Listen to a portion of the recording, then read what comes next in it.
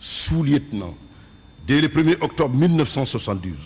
Vous êtes général de brigade le 8 juin 1992 et général d'armée le 1er octobre 1996. Pour vous prédisposer, avec cette formation militaire et rigoureuse et soutenue, à privilégier le langage des armes sur toute autre option. Et pourtant, vous avez choisi l'arme du dialogue et non l'arme de la force pour le règlement des conflits. Le dialogue n'est-il pas d'ailleurs l'arme des forts, l'arme de ceux qui ont choisi d'être des faiseurs de paix plutôt que des seigneurs de guerre? Ce choix d'adhésion aux valeurs de paix vous permettra de développer vos qualités de négociateur dans toutes les crises où il sera fait appel à vos services.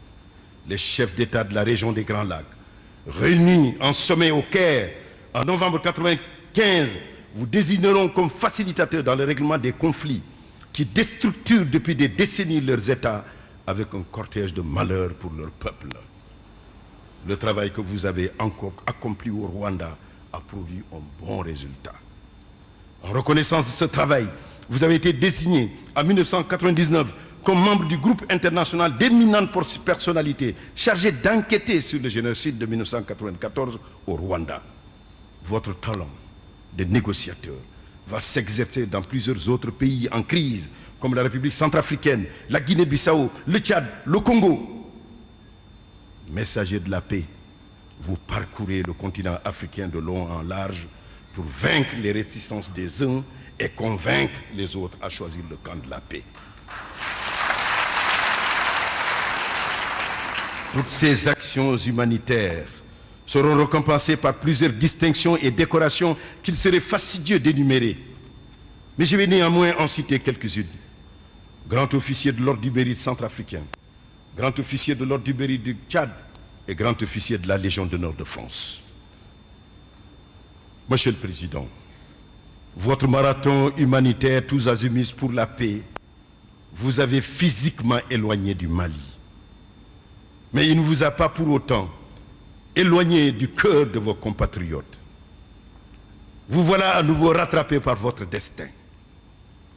Dans l'imaginaire collectif de ces derniers, vous êtes un homme d'État qui a fait preuve de sagesse et d'une pratique vertueuse du pouvoir pendant la transition. Quoi donc de plus naturel qu'il vous sollicite 10 ans après les 2 mandats de votre successeur pour que vous soyez leur candidat à l'élection présidentielle. Candidat indépendant, vous avez été démocratiquement élu président de la République du Mali le 24 mai 2002.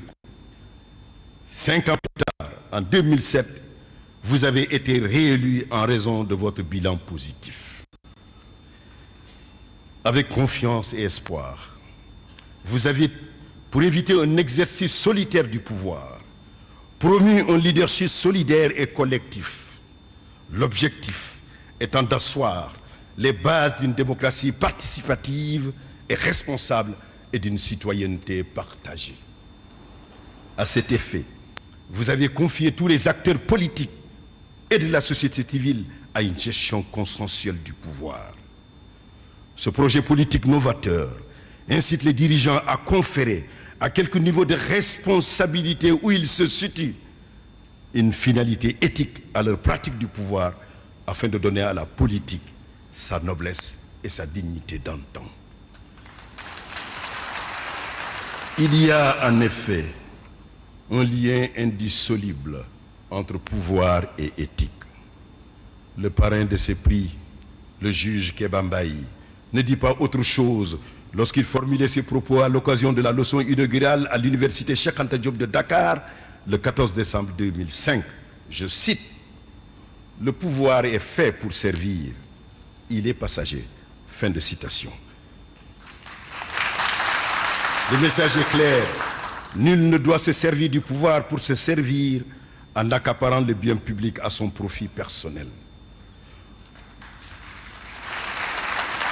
Votre attachement à une gestion rigoureuse et transparente des deniers de l'État vous a conduit à créer le bureau du vérificateur général, organe indépendant et véritable gendarme des finances publiques.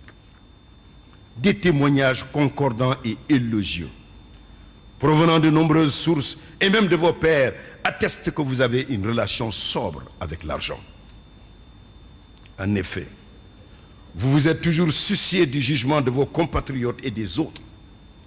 Ce comportement éthique est fortement conseillé par le juge Kéba Mbaye qui disait, et je cite, « Ceux qui détiennent une parcelle de pouvoir et en abusent, ou qui se sont enrichis en foulant aux pieds les règles de l'éthique, se le disent, ils n'inspirent aucun respect aux autres. Or, le respect de ses concitoyens est le bien le plus précieux du monde. » Fin de citation.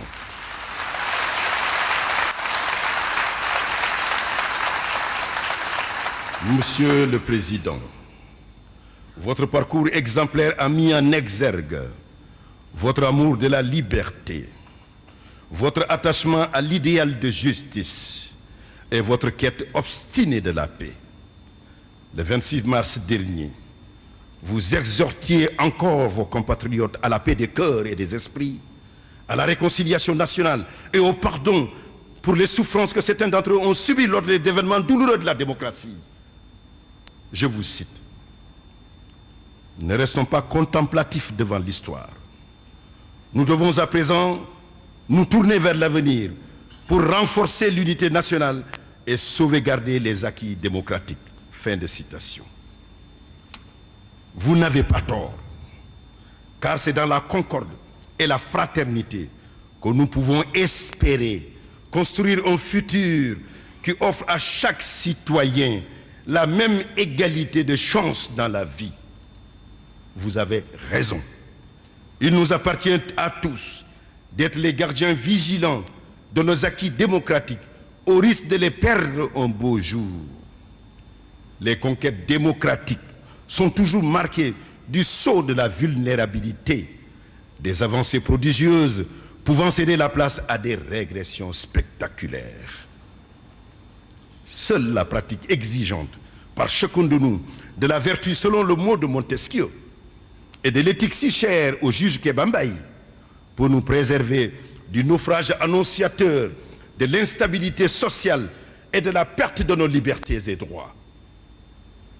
Au demeurant, le bilan de votre action politique, humanitaire et éthique est élogieux au regard de vos états de service. La leçon qu'on en tire est riche d'enseignements.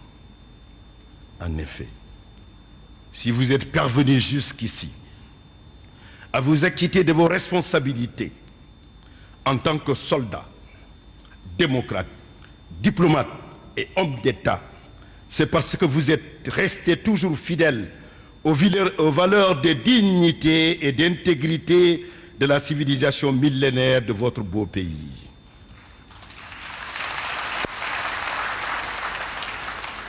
N'est-ce pas celles-ci qui ont structuré votre forte personnalité depuis votre tendre enfance à Mopti, votre douce ville natale, à Tombouctou la savante, à Sofara l'accueillante, à Bamako la capitale ouverte? En d'autres termes, si vous réussissez à dominer les contraintes de vos charges, c'est parce que tout simplement vous êtes porteur d'une éthique de conviction et d'une éthique de responsabilité.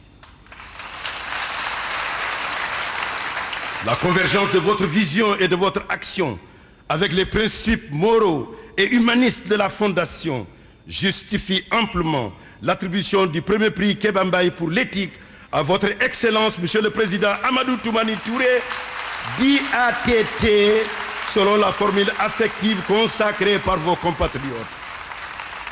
Ce lauréat n'est-il pas méritant? Je vous remercie.